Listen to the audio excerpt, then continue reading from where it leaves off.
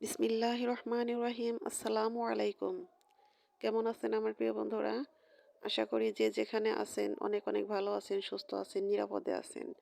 তো এই দোয়া সবসময় মন থেকে সবার জন্য করি। তো আমিও আল্লাহর অশেষ রহমতে আপনাদের সকলের দোয়ায় আলহামদুলিল্লাহ অনেক ভালো আছি। তো কাছে দূরে দেশ ও দেশের বাহির থেকে যে এই মুহূর্তে আমার ভিডিওতে যুক্ত আছেন, আমার এই ভিডিওটা দেখতেছেন, তো তাদের সবার প্রতি রইল আমার অন্তরের অন্তঃস্থল থেকে অনেক অনেক দোয়া ও আন্তরিক ভালোবাসা। তো বন্ধুরা, অনেক ছোট্ট একটা ভিডিও নিয়ে আজকে আমি আপনাদের সামনে হাজির হয়েছি। তো মনোযোগ সহকারে ভিডিওটা দেখার অনুরোধ করতেছি। আর ভিডিওর শুরুতেই একটা লাইক দিয়ে ভিডিওটা আমার কন্টিনিউ করবেন। তো ভিডিওটা দেখতে থাকুন, হয়তো আজকের ভিডিওটা অনেক ভালো লাগবে। আর নতুন বন্ধুদের বলতেছি, প্লিজ বন্ধুরা মনোযোগ সহকারে একটু দেখার চেষ্টা করুন ধৈর্য নিয়ে। হয়তো আপনাদের একটু ভালো লাগবে। যদি ভালো লাগে তাহলে আমার এই ছোট্ট চ্যানেলটাকে সাবস্ক্রাইব করে আমার পাশেই থাকতে পারেন। আর যে আমার প্রিয় বন্ধুরা এই কাজগুলো করে দিয়েছেন সে বন্ধুদের জানাই অসংখ্য অসংখ্য ধন্যবাদ। আরেকটি রিকোয়েস্ট করতেছি, প্লিজ বন্ধুরা ভিডিওটা স্কিপ করবেন না, একদম ফুল ওয়াচ করার চেষ্টা করবেন, কারণ ওয়াচ টাইমের অবস্থা খুবই খারাপ। তো বন্ধুরা, অনেক স্বপ্ন নিয়ে আশা নিয়ে এই ইউটিউব জগতে এসেছি। তো জানি না সফলতা পাবো কিনা, তবে আল্লাহ পাক যদি সহায় হন আর আপনারাও যদি সাথে থাকেন তাহলে হয়তো সফলতা একদিন আসবে। তো এই আশা নিয়ে এই বিশ্বাসটুকু নিয়ে অনেক ব্যস্ততার মধ্য দিয়েও তারপরেও কন্টিনিউ ভিডিও দেওয়ার চেষ্টা করতেছি, আপনাদের ভিডিও দেখার চেষ্টা করতেছি। কারণ ২-৩ দিন যাবৎ অনেক ব্যস্ততার মধ্য দিয়ে দিন কাটতেছে। তো একদিন কারেন্ট ছিল না, তারপরে এমনিতেও তো দেখতে পেলেন বাড়িতে কাজ করতেছি। তো এই কাজগুলো এক হাতে করতেছি আমি একা। তো সকালবেলা নাস্তা করে তারপরে তাড়াহুড়া করে এই সিঁড়িতে রংটা দিয়েছি। দিয়ে তারপরে এই তো দুপুরে রান্না করতে এসেছি। কারণ সিঁড়ির মাঝখানে যদি না শুকায় তাহলে তো ঘরের ভিতরে যেতে পারবো না।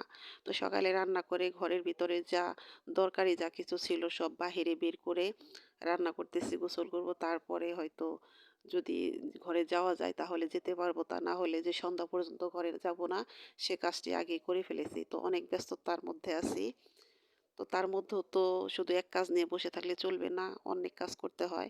তো আমরা মধ্যবিত্ত পরিবারের যে ছেলের বউরা আমরা যে বাড়ির ভিতরে যে কাজগুলো করি এগুলো কিন্তু সচরাচর সবার চোখে পড়ে না। সবাই মনে করে যে কি করে না করে, কিন্তু আমাদের মতো মেয়েদের কিন্তু সেটা গ্রামেই হোক বা শহরেই হোক, আমাদের কিন্তু খুঁটিনাটি অনেক কাজ থাকে যে কাজের কোনো হিসাব বা কৈফিয়ত কাউকে সেভাবে দেওয়া যাবে না, যে কি করা যায় না যায়। আর কিছু কিছু কাজ আছে সেগুলো বলা যায় না, সেগুলো বোঝানো যায় না, সেগুলো সময়ের মধ্য দিয়ে করতে হয়। তো এভাবে দিনগুলো কাটতেছে। তারপরেও বন্ধুরা আমি যথেষ্ট সময় দিতেছি, আপনাদের সময় দেওয়ার চেষ্টা করতেছি। তো এভাবে সময় দিব ইনশাল্লাহ।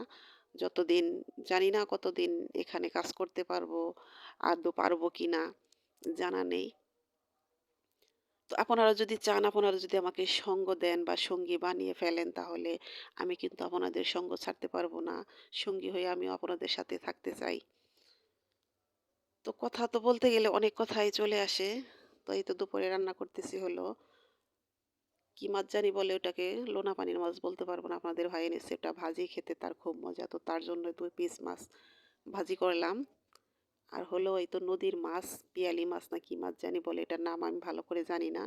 তো এটার মধ্যে ছিল ৩ কাটা এক ধরনের মাছ, বেতুলি মাছ না কি মাছ জানি বলে, যাই হোক। এই তো এই মাছ দিয়ে পেঁয়াজের কলি আর হলে আলু দিয়ে টমেটো দিয়ে এই মাছটা রান্না করব। তো এই মাছটা রান্না করেছি, কিন্তু খুব মজা লেগেছে। এমনি মাছে কিন্তু আদা রসুন জিরা বাটা এগুলো দেই, কিন্তু আজকের মাছে কিন্তু আদা জিরা দেইনি, পেঁয়াজটা একটু বেশি দিয়েছি, কাঁচামরিচের ভাগটা একটু বেশি দিয়েছি। যে কোনো ছোটো মাছের তরকারিতে কিন্তু কাঁচামরিচটা দিলে একটু বেশি মজা লাগে। তো এটা তো এমনি তো নদীর মাছ, এমনি তো একটু বেশি মজা লাগে। তো ধনিয়া পাতা দিলে হয়তো আর একটু বেশি মজা লাগতো, কিন্তু ধনিয়া পাতা বাড়িতে নেই। তো যেহেতু আদা রসুন জিরা বাটা দেইনি তার জন্য দিয়ে রেখেছি হলো জিরা গুঁড়ো।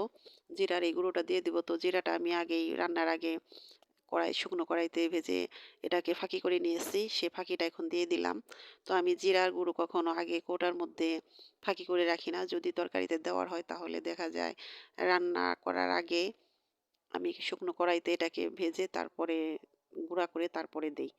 এই তো আমার তরকারি রান্নাটা কমপ্লিট হলো, এখন দুধটুকু জাল দেব। এই তো দেখুন তরকারির কালারটা কত সুন্দর হয়েছে, খেতেও বেশ মজা লেগেছিল। তো মজার একটাই কারণ, সেটা হলো নদীর মাছ। নদীর মাছ এমনিতে অনেক মজা। তো তো বন্ধুরা দুপুরে খাওয়ার পর তারপরে একটু ডুয়াই আবার রং করেছি। রং করার পর তারপরে এই তো সন্ধ্যার পর আবার চলে এসেছি রান্নাঘরে। তো বাপ বেটার ইচ্ছা তারা ভাপা পিঠা খাবে। তো ভাপা পিঠা এরা তো অনেক পছন্দ করে। তো কয়েকবার কিন্তু এর মধ্যে ভাপা পিঠা খাওয়া হয়ে গেছে। সকালবেলা বানিয়েছি, খেয়েছে। তো আজকে রাতের বেলায় খাবে। বলতেছে রাতে ভাত খাবো না, পিঠা বানাবা, পিঠা খাবো। তো আমার শ্বশুরবাড়ির প্রত্যেকটা লোকেরই এই ভাপা পিঠা যে এত পছন্দের এই শীতে ভাপা পিঠা এরা প্রত্যেকটা লোক অনেক পছন্দ করে। যেমন আমার শ্বশুর, দেবর, তারপরে আমার ২ ছেলে, ওদের অনেক পছন্দের এই পিঠাটা। তো ওদের আবদারে, বাপ বেটার আবদারে আমি পিঠাগুলো বানাইতেছি। তো অল্প কয়েকটা পিঠা হয়তো ৪-৫ টা পিঠা হবে। তো শীতের রাতে বাপ বেটা পাশে বসে আছে, আমি পিঠা বানাইতেছি। জিনিসটা কিন্তু অনেক সুন্দর, অনেক ভালো লাগার মতো একটা সময় কাটালাম। ভালো লাগলো। তো যাই দিন ভালো আসে দিন খারাপ। তো রাতের বেলা বাপ ছেলের আবদারে পিঠা বানিয়ে দিলাম। তারা এখানে বসে, বসে বানাই দিতেছে আর বসে, বসে খাইতেছে। গল্প করতেছি। বেশ ভালো লাগলো। তো ভাপা পিঠার মধ্যে কিন্তু নারিকেল না দিলে ভালো লাগে না। তো নারিকেল ছাড়াই পিঠা বানাইতেছি। নারিকেল দিয়ে শুধু ২ দিন পিঠা খাওয়া হয়েছে আর নারিকেল ছাড়াই খাওয়া হলো। তো নারিকেল একতে নাই, তারপরে অনেক দাম কিন্তু এখন নারিকেলের। তারপর আমাদের এখানে পাওয়া যায় না। তো বন্ধুরা ভয়েস দিতেছি, বাহিরে কিন্তু অনেক শব্দ। এখানে কীর্তন হইতেছে কয়েকদিন যাবৎ। আজ মনে হয় আরো ২-৩ জায়গায় হইতেছে। তো হয়তো একটু সাউন্ড আসতে পারে। একটু মানিয়ে নেওয়ার চেষ্টা করবেন। আর বন্ধুরা জানি না কোন, কোন বন্ধু এই মুহূর্তে আমার ভিডিওটার সাথেই আছেন। তো ভিডিওটা দেখতে, দেখতে যদি লাইক দিতে ভুলে যান, আবার মনে করিয়ে দিচ্ছি। প্লিজ বন্ধুরা একটা লাইক দিয়ে আমার ভিডিওটা কন্টিনিউ করেন। আর নতুন বন্ধুদের বলতেছি, বন্ধুরা যদি সাবস্ক্রাইব করে থাকেন আমার এই ছোট্ট চ্যানেলটাকে, ছোট্ট একটা কমেন্ট করে যাবেন। সেই কমেন্টের সূত্র ধরে আমি আপনাদের পরিবারে চলে যাব ইনশাআল্লাহ। আর বন্ধুরা আমার কথা ও কাজে হয়তো অনেক ভুল আছে, সে ভুলগুলো প্লিজ ক্ষমা সুন্দর দৃষ্টিতে দেখবেন। আর আমার ঘরের সিঁড়িতে যে রং করেছি সেই রংটা কেমন হয়েছে আমাকে বলবেন কমেন্টে।